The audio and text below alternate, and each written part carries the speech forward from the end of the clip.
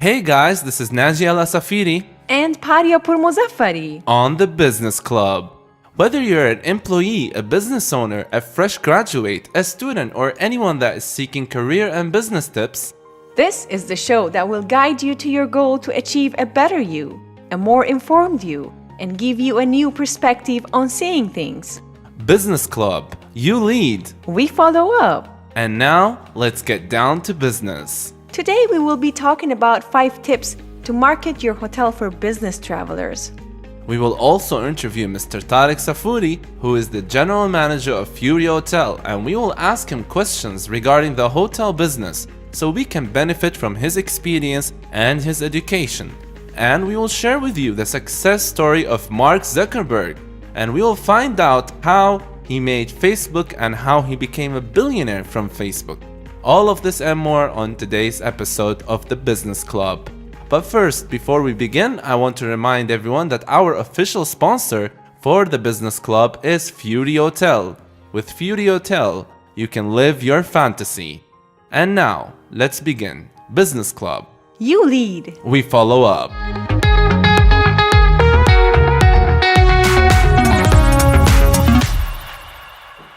And we're back, everyone, so let's begin. Here are 5 tips to market your hotel for business travelers, specifically for all the hotels that are trying to grow and trying to come back and dominate the market, and to specifically market on the business travelers to get these types of clients. These are the tips for you. But first, let's ask you some questions. Are you a business hotel manager? Have you ever noticed that there are different kind of expectations from business travelers than leisure travelers? So, Paria, can you explain this point? Okay. What do you mean the difference between leisure and business travelers for our listeners?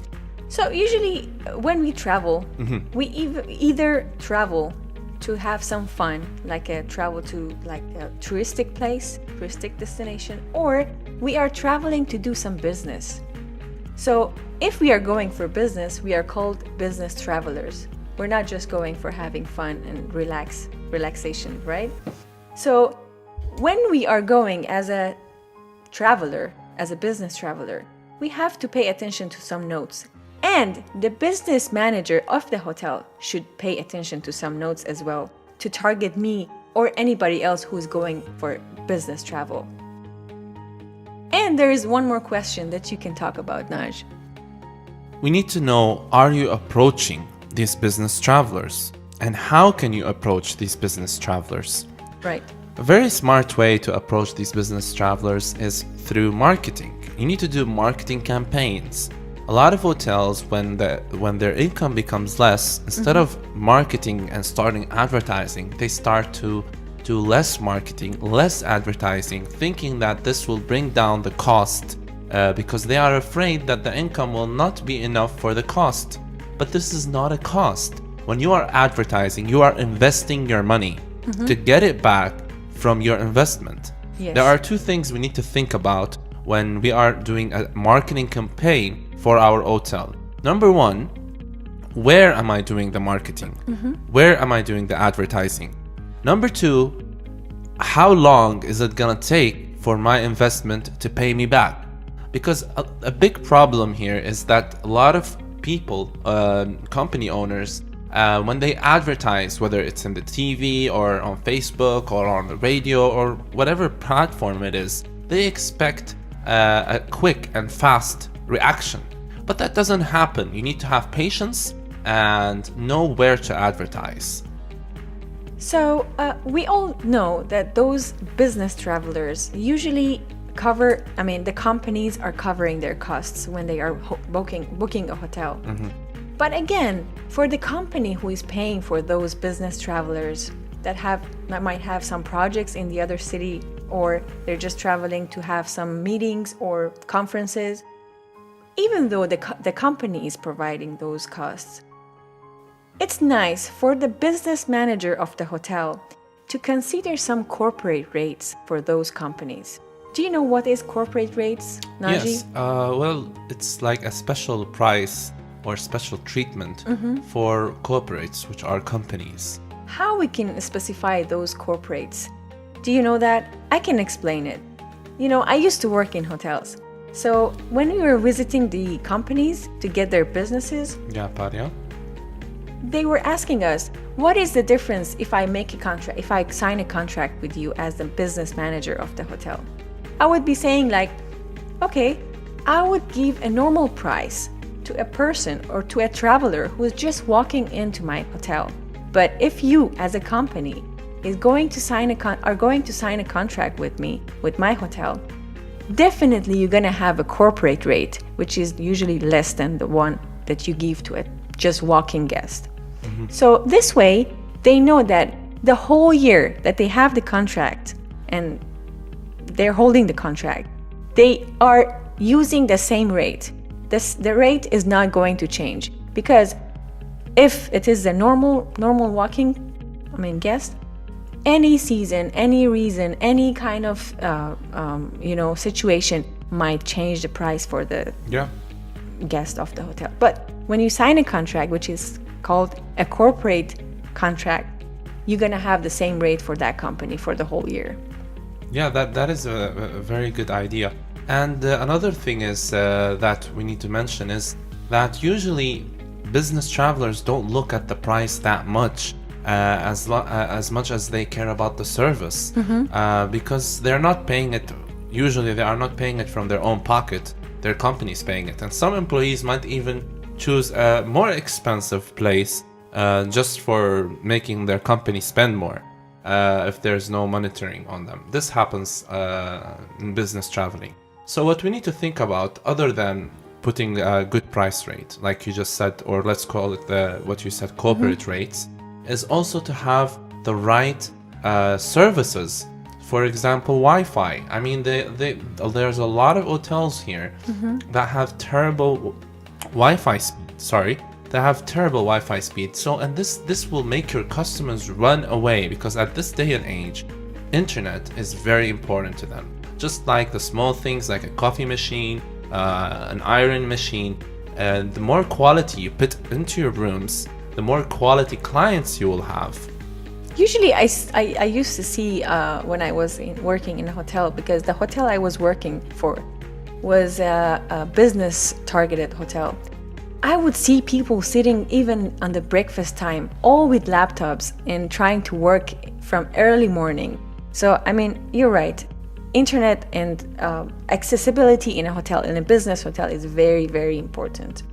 And one more thing, just for business travelers, which is very important, is the hotel that provides you venues to meet. Like when you go as a business travelers, you're not just going to the hotel to sleep and go out during the day and have fun. You are there to do some business things, right? You might have meetings. Like for example, Fury Hotel. They mentioned that they're gonna have they're having meetings, right? Yes. And usually UN agencies are booking for their guests over there. I'm sure they have a venue for such meetings, like maybe 10 people having meetings for an hour. I've seen it. It's quite nice, quite big, more than 10 people. Yeah, definitely they have such a thing to provide for those UN agencies. So it's very important to have a venue for corporate events. It's also very important to be fast and quick when replying on social media, such as Twitter, Facebook, or Instagram, or even your own website.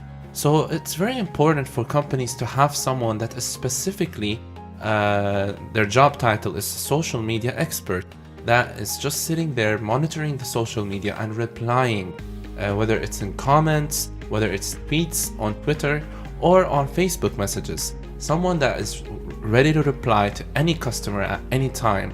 And this will raise your income and will raise people's interest in your hotel, because they will appreciate you having 24-hour customer service with these social media platforms. Right. Definitely. And there's one more thing I just remembered. Usually hotels that are targeting business people, I myself personally, I don't recommend them to have a bar or a club inside the hotel, because usually business people, when they book a hotel, during the day they're working for sure in that destination, and when it comes to night, they just really want to relax. Usually in some hotels that they're not sound isolated, you can always hear the sound of the club or the bar, which is somewhere in the hotel, right? But those hotels that they want to target the business people, they shouldn't have such a thing inside. Or if they have it, they have to have it in a way that the guests cannot hear that sound. Or it can be also business oriented. It can be calm music, chill place, cozy, not too much dancing and That's craziness. Right. That's exactly what I mean, yeah. An important point here is also search engines. Right now there are many mobile search engines, applications on the phones, on the mobiles, and many people here don't really care about that. And that's sad, because that can really generate income and generate business travelers to your hotel. Because a lot of foreigners and a lot of business travelers, the first thing they do when they get to a city or a new country is they go online with the applications such as TripAdvisor or other applications, and they try to find the hotel that's comfortable for them. And I'm sure they prefer opening an application over opening a website. Definitely. Because it has less of typing, less of wasting time. True. You know, for example, when I want to listen to our radio station and radio, we have a website, we have Facebook page, we have all the social media outlets, but I really enjoy listening to it on our application because it's much easier. It's one click, you know, and that's it. I'm there. I can hear my broadcast, I can hear the songs, I can hear everything with just a simple click. I don't have to type anything, I don't have to look for it, I don't have to do anything. So by the way, guys, if you haven't downloaded our app, download it. It's M Radio Iraq. You can whether you have an iPhone or Samsung, whatever type of phone you have, you can download it and listen to us in the kitchen or in your living room, wherever you go, you can listen to us. So this is an important point for hotels. It's also good to keep an eye on these applications, that your rating is high, that there are no bad tweets about you, that there are no bad comments about you. I'm not saying delete them, I'm saying monitor it so you can make your service better. True. And try to reach out to unsatisfied customers and find out why they weren't satisfied. These were the notes after you open a hotel, right, Naji? I would just mention and one more note. If you are trying or planning to open a hotel, try, if you want to target business people, try to have your hotel near the airport, because it's such an important thing for travelers, business travelers, to be near the airport, because it's going to take less time for them to travel. They might be having a business trip every day and just come and sleep there in your hotel. So if you are trying to open a business hotel, try to choose a good location near the airport. This is very important. Yes, definitely. So now, guys, I hope you benefited from these tips. Stick around and don't change the channel, because we're going to have now our guest, Tariq Safuri, that is the general manager of Fury Hotel, and we will be asking him a lot of nice, important questions to benefit from his experience and his education. Stick around, guys, and you will find out also more about Fury Hotel with this interview. Okay, this was Naji Assafiri and Paria Pourmozafari on the Business Club. Business Club, you lead. We follow up.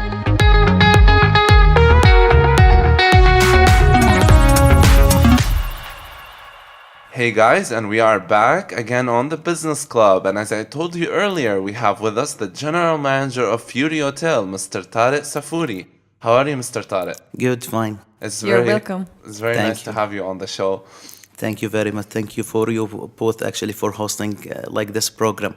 Oh, it's our pleasure. And we are very happy to have Fury Hotel as a sponsor. We are happy with this happening. Also, so we are very happy to deal with you. Thank you very much. You're welcome. So, Mr. Tariq, we will start with you now. We have some questions ready for you. Yes, I'm ready. Oh, okay. and I'm gonna be the first person who asks. Okay. I am so interested to know about you, Mr. Tariq. I heard about you a lot, and I want you to tell us who is Mr. Tariq Safuri. I'm Tariq Safuri. I graduated from the American University in Lebanon. So my major was the hotel management in 2005. Then when I graduated already, I moved to Jordan again to start my hotel career from the zero. I started as a receptionist in a Marriott Dead Sea. Then actually, so by the time we move to the step by step actually. Then I get the reservation manager in a Sheraton. Wow. Then I keep working in the hotel fields until 2007. Then Yeah. I moved to the other career, to the medical field. So how many years in total you were in hospitality? In a total, actually, 7 to 10 years.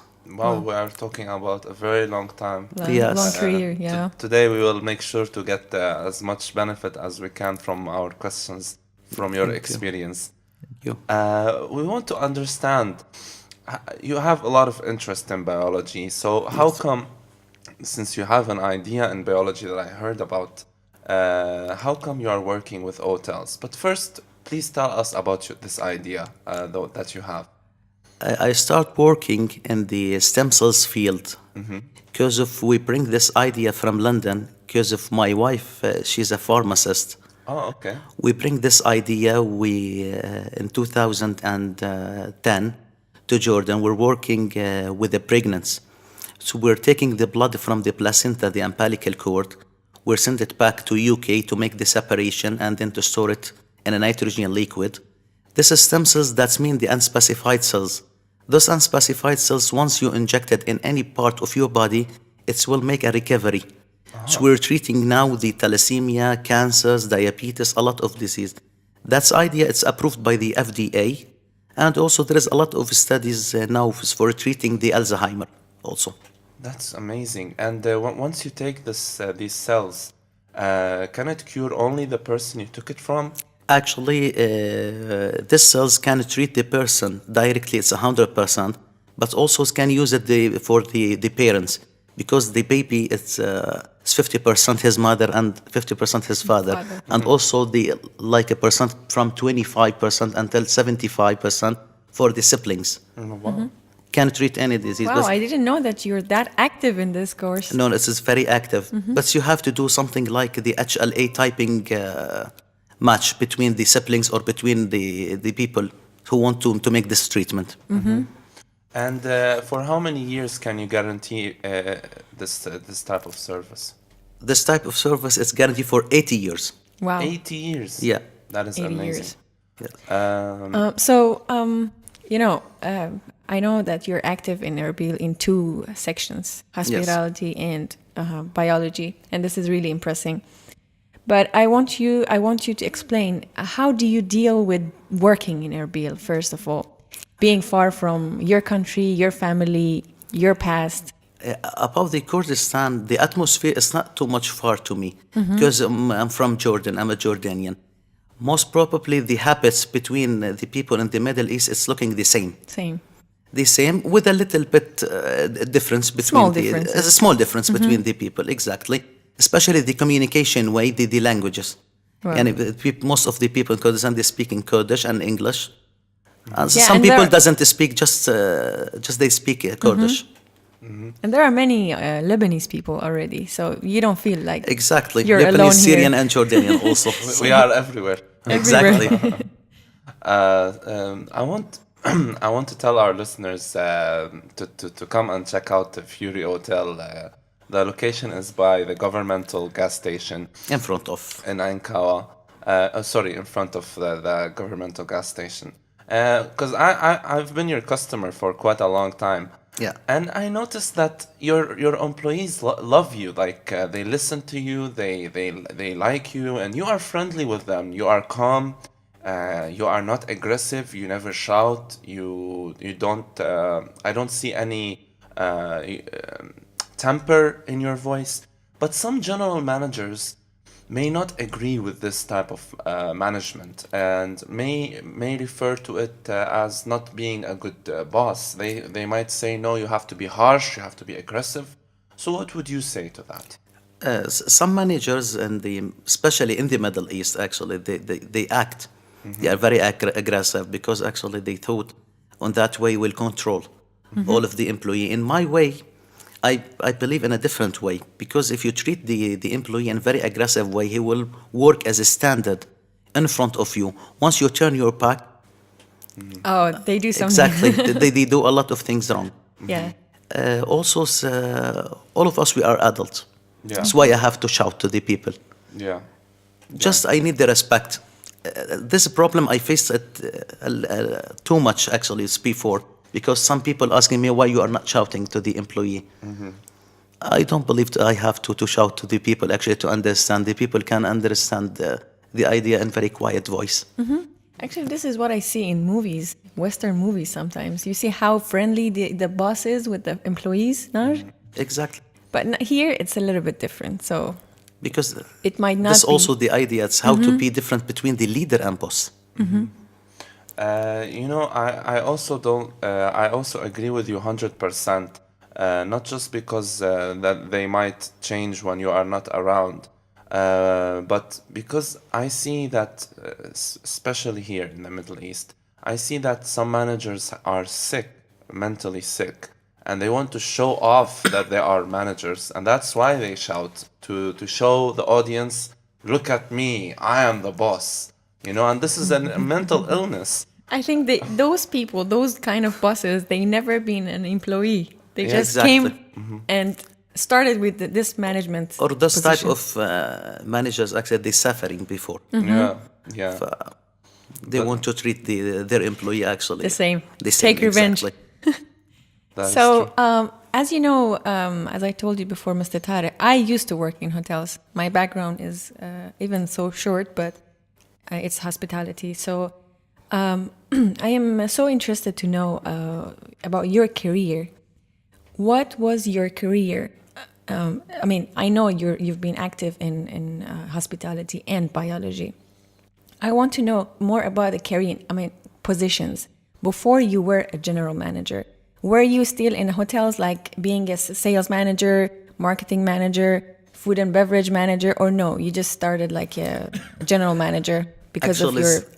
I can explain to you briefly actually the positions I had since I started this field. Yeah. This field 2005. I started in the front office as a receptionist. Then I moved to the reservation department like a supervisor. Then I had the revenue manager for the Sheraton Hotel. Then moved to the sales. I was This a is sales. what I wanted to know, yes. Before Exactly. you became a general manager. Definitely. So I was a sales manager for the Grand Hyatt in Amman. Then sales manager cluster office. As your hotelier, you know what's Yes. mean cluster office. Can you explain? It's a cluster office. It's we're handling like five, More than one. more than one, 5, 6 type of hotel. And one time you're managing from one office. One office, yes. Wow. Exactly. They have this here in Kurdistan? No, it's actually in Jordan. Okay. We Jordan. have one in Suleimania because the Grand Millennium has more than one branches. Exactly. But in Sulaimaniya. Yeah. In Jordan, so we're covering all Not- of the. yeah. It's much more, yeah. It's exactly complicated more. That's right. And can I ask how many years you were in sales and marketing management? Sales and marketing like 5 years. Oh, that's good. That's more than enough to be a good general manager afterward. Thank you. No, also I took the rooms division manager. Great. That's before to That's one of the good, more important positions exactly. in So you're hotels, controlling yeah. the housekeeping and controlling the front office. True. This is great. I didn't know that you worked in so many different positions. I believe this is why you are a great general manager. Thank you very much. Thank you. We're gonna take a short break, and after that we will be back again with you, and we will have more questions. We're not letting you go. Okay, thank you. I'm going to have we a want lot to of questions. benefit from your experience, and I'm sure our listeners are happy also with the questions we have prepared Thank you. for thank you. Everyone, stay tuned. After this short break, we will be back again with Mr. Tariq Safuri with some interesting questions to go deeper into Mr. Tariq Safuri's mind and learn more from his experience. Stay tuned.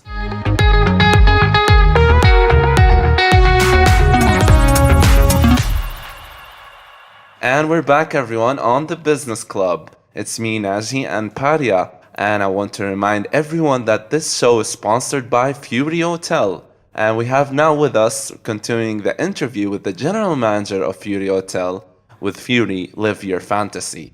The general manager's name is Mr. Tariq Safuri. Mr. Tariq, we are again welcoming you to this show. We are happy to have you here.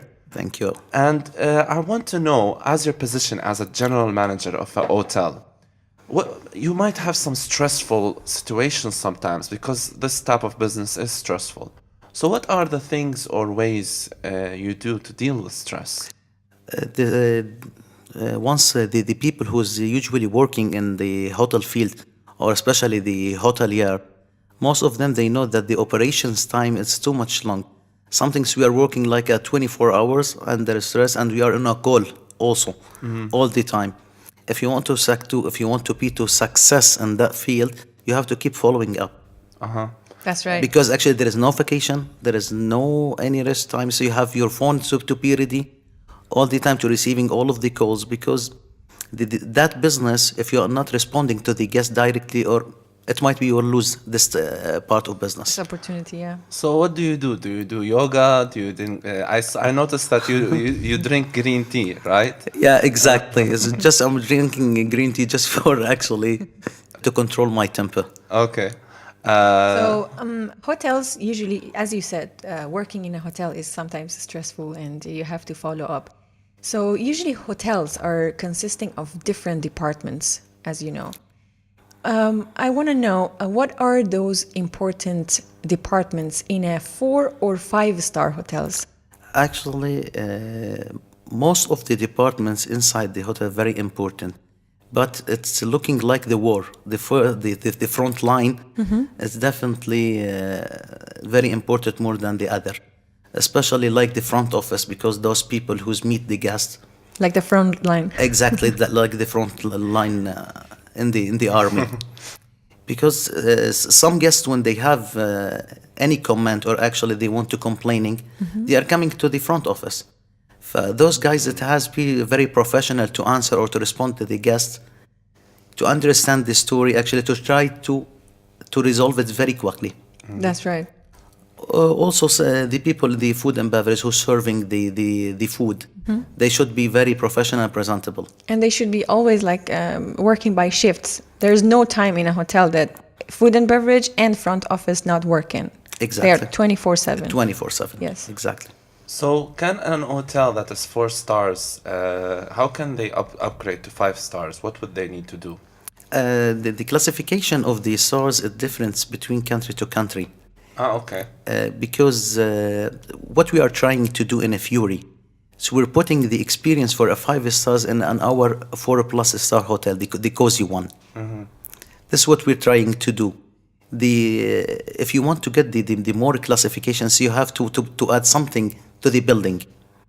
Something like in Kurdistan, so you have to raise your number of rooms like an 85 rooms to have the 5 stars hotel license. And what I know that Fury is a 4+ star hotel. So what does 4+ mean? That's mean we're putting all of the experience that usually the 5 stars hotel they are serving for the people actually we're putting in our hotel. That's me. It's called 4+. Okay. So we're giving you the full service. One more question. Is having a green area in the hotel making it a 5-star hotel? This is what I heard actually. I don't know. I'm not sure about it. Or a swimming pool? No, the swimming pool, it's one of the very important things. The other things, the number of rooms. Okay. All right. Okay. And Good to know. what are your marketing strategies for an hotel? Because I'm sure you need to advertise and do a lot of marketing in your business. Exactly. As I had an experience in a different country, the way it's very different in Kurdistan, rather or comparing to the other country in the world. The type of advertising in Kurdistan, so you have to keep following with the guest. Yani, once you send the contract or once you contact the booker, That's not effect to send a one-time via email and then wait, stand and wait. Close the business. Exactly, to close the business. No, no, no. So you have to keep calling, because most of the people, they are not responding to you via email. They keep calling you by phone. Because of that, it's part of the stress. So you have to keep your phone on a duty 24 hours. 24 Some guests are hours. calling you at 2 a.m. They're asking about something inside the hotel. Okay. And so, what do you do? Do you do brochures? Yeah. Do you do TV? Do you do what is the way that you are relying Okay. on? So we're doing a sales school. Something so we're deal with the companies direct. So we give them the brochure, and also we're using the dealing through the Facebook, the social media. So my way, all of this type of advertising is very good. You can achieve like a 50 or a 60%, plus with some people who's dealing through you, actually through contracts or through the organizations. But in my opinion, for time being, the number of people is in Kurdistan is something like in Erbil and 1.5 million in a total, in Kurdistan like a 5 million. Correct. The people now, they are not reading a book, or they're not reading a magazine. They are especially hearing the radio. For that way, actually, to advertise the hotel through radio, that's better, can achieve more people, more audience. More audience, yeah. Exactly. So thank you for Because of mentioning that, this. we're dealing with you, especially. We are happy for that. Thank you so much. Thank you very much. We hope that this will have the result that you're looking for. Thank you. So, as a person who used to work in hotels, I would like to ask you about Kurdistan business, hotel business. So, usually, tourism destinations like Istanbul, like Dubai, that kind of cities, they are attracting tourism, like tourist people coming to the hotels. But what about Erbil? Is Erbil a touristic destination? At all. We don't want to say it at all, because there is an internal, the people coming from the south of Iraq to Kurdistan. True, definitely now in the summertime Exactly. also. But the type the type of people, or the type of the businessman we are targeting of, so we are working with the organization only, and the companies. We are not targeting the people who's coming for a tourist in Kurdistan. And usually you have contracts with those companies, right? Definitely, yes. Because as we in a Fury Hotel, we are cleared from the UN also. Oh, beautiful. That's perfect. Yes. So you have also UN people, UN Yes, a lot of UN people. UN meetings, UN meeting. Yeah. Because of that, we are focusing on the hotel to make a meetings, to prepare lunch and coffee breaks. We're focusing, on the meeting. So you have venues for meetings as well. Yes, Wow. definitely, That's perfect. a lot. How do you think a location can affect the hotel's business? The location of the hotel is very important. About the Fury, because we are beside the by end of Ankawa, it's actually like a 5 minutes far to the airport. It's Yeah. very important, because some people, when they come to Kurdistan, they have a meeting, they don't want to waste their times actually in the traffic. That's right.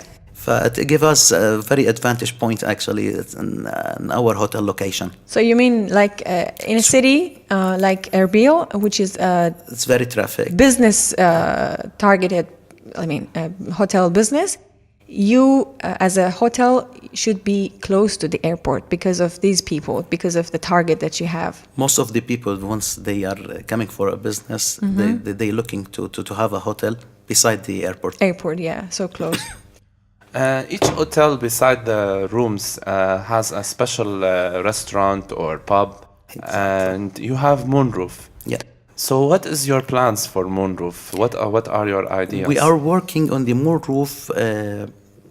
We're doing some events, especially for the Thursday night. So we have an international DJ. We're using the foreign songs, because most of the people are coming to our moonroof. They are a foreigner. Expats. Also, so we're serving two type of food: the Eastern, Western, and the international, and something like the people who want to smoke Happily Pupply. That's mean in Nergila. Yeah. Oh, I never knew about that name. No, so we have it, and we're serving cold drinks, some special cocktails. From time to time, actually, so we're creating a new cocktails, and we post it on the Facebook. We put some new cocktails like the Moscow Molar, so we have it now. I think I saw that one. Yeah, the Moscow Molar. So we're serving some ginger with them. Nice. A lot of. And you have a nice view mixing. as well, right? Yeah, exactly, because it's cityscape view and it's a rooftop. Perfect. So one more thing we would like to ask you, Mr. Tarek. What is your advice for people who are working in Erbil, especially in hotel business, and those who want to work one day in hotel business? It's my advice, as I had experience in Lebanon and in Jordan also. Once the people want to be very successful in that field, they have to thank the guest for bringing any matter, try to resolve the problem quickly, and keep smiling. Oh, yeah. Because we face this problem in Kurdistan a little bit. The people, they are not smiling too much. They're not welcoming enough. Yeah. That led the guest a little bit upset. Paria and I had a small argument off air, and I want you to solve it. She said we were discussing about the positions in an hotel business. Like for example, let's talk about the waiter.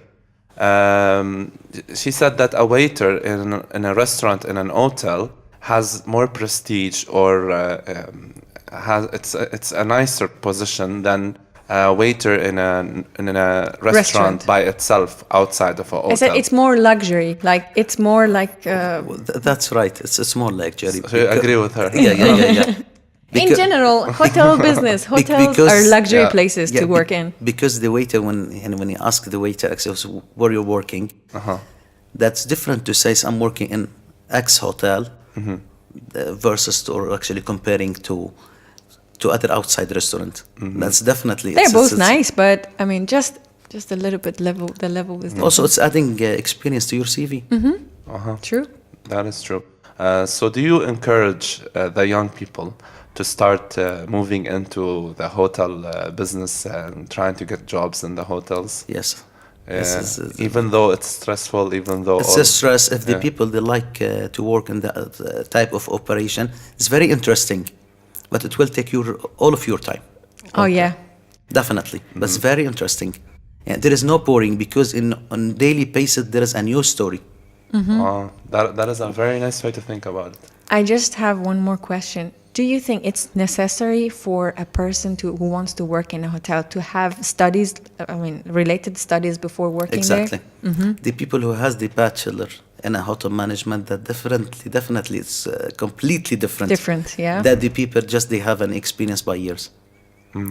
Yeah. For once, if you have to start working in that field, that's better to have your education background. Definitely. Thank you so much. You're most welcome. Okay, thank you, Mr. Tarek. So now we got to the end of our interview, and we want to thank you for coming. It's great. It's our pleasure to have you on the show. Okay, I will offer you something. It's very surprising, or actually, we're offering that for the business club specially. Okay.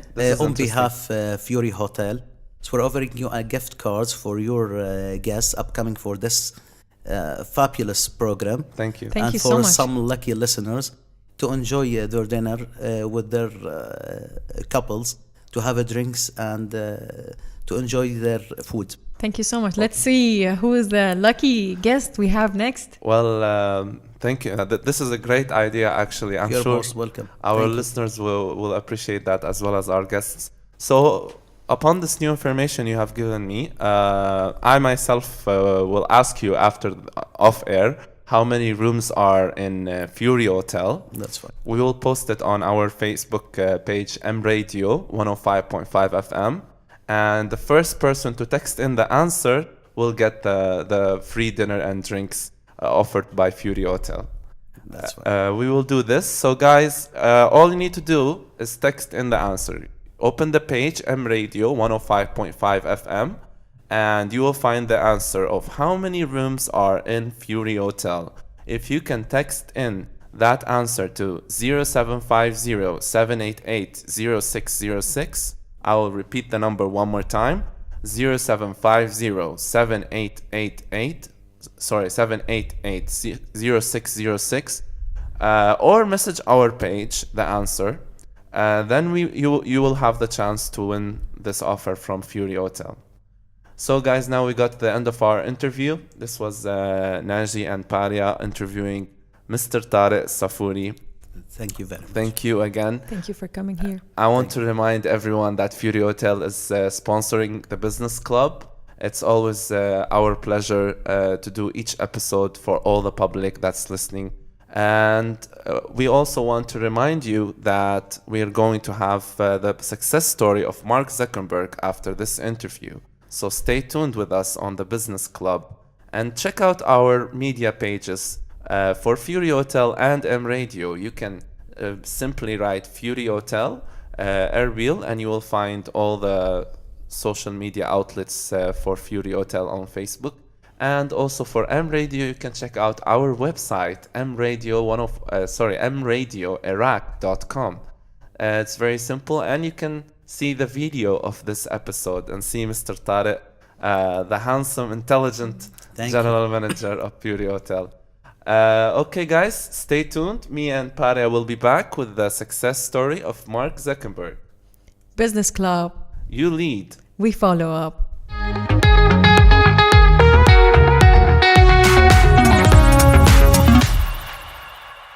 And guys, we're back again on the Business Club. We hope you enjoyed our interview with Mr. Tariq Assafiri, the general manager of Fury Hotel in Erbil. Don't forget that this show is sponsored by Fury Hotel and we have a competition. Win a free dinner and drinks for you and your loved one on Thursday nights. Simply by answering our question, how many rooms are there in Fury Hotel? The answer is on our Facebook page, M Radio 105.5 FM. That's M Radio 105.5 FM. You can message the answer to our page or text it to 0750-788-0606. Okay, guys, and now it's time for the success story of Mark Zuckerberg. Let's begin. As we all know, Mark Elliott Zuckerberg is an American computer programmer and internet entrepreneur. He is best known for co-creating the social network site Facebook. Today we look closely in his life and his success story. Zuckerberg was born on 1984 in White Plains, New York, to Karen, a psychiatrist, and Edward Zuckerberg, a dentist. He and his three sisters, Randy, Donna, and Ariel, were brought up in Dobbs Ferry, New York. Zuckerberg showed signs of intelligence from an early age, and in particular, an interest in programming. An unusual hobby, it may seem, the New York-born Mark found himself spending his spare time developing different kinds of computer programs with a particular emphasis on communication channels. During Zuckerberg's high school years, under the company name Intelligent Media Group, he built a music player called Synapse Media Player that used artificial intelligence to learn the user's listening habits, which was posted to Slashdot and received a rating of 3 out of 5 from PC Magazine. Microsoft and AOL tried to purchase Synapse and recruit Zuckerberg, but he chose instead to enroll at Harvard University in September 2002. He moved to California, inspired by another Harvard dropout, Bill Gates. By the time he began classes at Harvard, he had already achieved a reputation as programming prodigy, notes Vargas. In the second year, he built a program, Course Match, where you can go online and see what courses your friends are taking. A short time later, he created a different program he initially called Face Mash that let students select the best looking person from a choice of photos. According to Zuckerberg's roommate, at that time, Ari Hassett, he built the site just for fun. The site went up over a weekend, but by Monday morning, the college shut it down because its popularity had overwhelmed Harvard's server and prevented students from accessing the internet. In addition, many students complained that their photos were abused and used without permission. Zuckerberg apologized publicly, and then the students' paper ran articles stating that his site was completely improper. Students requested to the administration that university should develop an internal website that would include similar photos and contact details so that students can find about each other. According to sources, Mark heard these plans and decided that if the university won't do something about it, he will. And he would build a site that would be even better than what the university had planned. Originally called the Facebook.com, Facebook was founded by Mark Zuckerberg on February 4, 2004, with some financial help from his friend Eduardo Severin. In the initial stages of development, the site was purely for students at Harvard, but Zuckerberg and his companions saw the potential for it to become increasingly widespread, and so made the decision to make it available to other students. There were other US universities at first, with the most recognizable being Yale, but again the site escaped the boundaries until it became the social utility that anyone can sign up to in today's world. In August 2005, the Facebook was officially called Facebook, and the domain facebook.com was purchased for a reported $200,000. Facebook launched a high school version in September 2005, which Zuckerberg called the next logical step. At that time, high school networks required an invitation to join. Facebook later expanded membership eligibility to employees of several companies, including Apple and Microsoft. Facebook was then opened in September 2006 to everyone of age 13 and older with a valid email address. It was widely accepted that there are many risks associated with entrepreneurship, and Zuckerberg is no stranger to this. Following the launch of the newsfeed on September 5, 2006, many were quick to voice their concerns about people being able to cyberstalk others, something which deserves to an entry in the Mark Zuckerberg's biography, on the basis that taking chances is something budding entrepreneurs must adapt to. In May 2007, Mark set up Facebook platform, something which enables social applications to be created within Facebook and therefore hosts great appeal to developers. Recent statistics show that there are 800,000 active developers using this spin-off service worldwide. On October 24, 2007, Microsoft announced that it had purchased a 1.6% of Facebook for $240 million, giving Facebook a total implied value of $15 billion, which Microsoft's purchase included rights to place international ads on Facebook. In October 2008, Facebook announced that it would set up its international headquarters in Dublin, Ireland. In September 2009, Facebook said that it had turned cash flow positive for the first time. In November 2010, based on Second Market Inc., an exchange for shares of privately held companies, Facebook's value was $41 billion, slightly surpassing eBay's. And it became the third largest US web company after Google and Amazon. Facebook have been identified as a possible candidates for an IPO by 2013. Traffic to Facebook increased steadily. After 2009, more people visited Facebook than Google for that week ending March 13, 2010. In March 2011, it was reported that Facebook removes approximately 20,000 profiles from the site every single day for various infractions including spam, inappropriate content, and underage use as part of its effort to boost cybersecurity. In early 2011, Facebook announced plans to move to its new headquarters, the former Sun Microsystem campus in Menlo Park, California. Release of statistics by DoubleClick showed that Facebook reached 1 trillion page views in the month of June 2011, making it the most visited website in the world. It should, however, be noted that Google and some of its selected websites are not counted in the double-click rankings. As we all know, controversies are part of success. Mark II faced many controversies in early years. Some of them were legal controversies. Later, all cases filed was dismissed. In 2010, Zuckerberg was named Time magazine's Person of the Year. As of 2011, his personal wealth was estimated to be $13.5 billion. Zuckerberg has been portrayed as a detached, cold, and calculating internet visionary in the Golden Globe award-winning film The Social Network. However, the accuracy of several incidents has been disputed.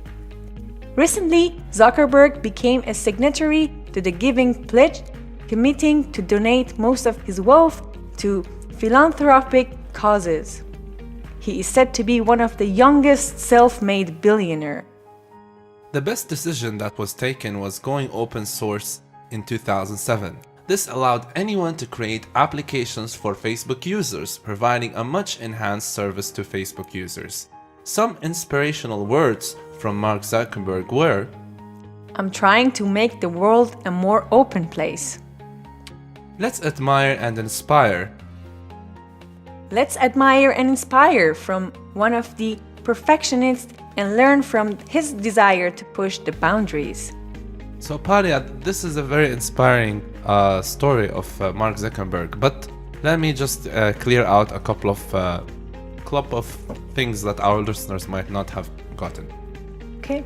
First of all, philanthropic causes means it comes from the word philanthropy, and which basically means it's kind of like charity, but the difference between being a philanthropist and a charity worker is charity workers, they give money. For example, if there's hunger in a country, they send food.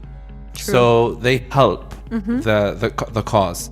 But philanthropist looks to aim to solve the problem from its core, curing the problem rather than helping the So problem. that it doesn't happen again. It doesn't happen Okay. again. So Mark Zuckerberg, among Jack Ma, among a lot of the billionaires around the world, are known to be well-known philanthropists that look to Solve the problem. solve the problems, the major global problems around the world. This is one thing. Another thing I would like to mention is the movie. I don't know if our listeners have seen it yet, The Social Network. And it is really true. They try to make him look like a very obsessed, crazy guy with his work, so attached and snapping out every couple of minutes with his friends.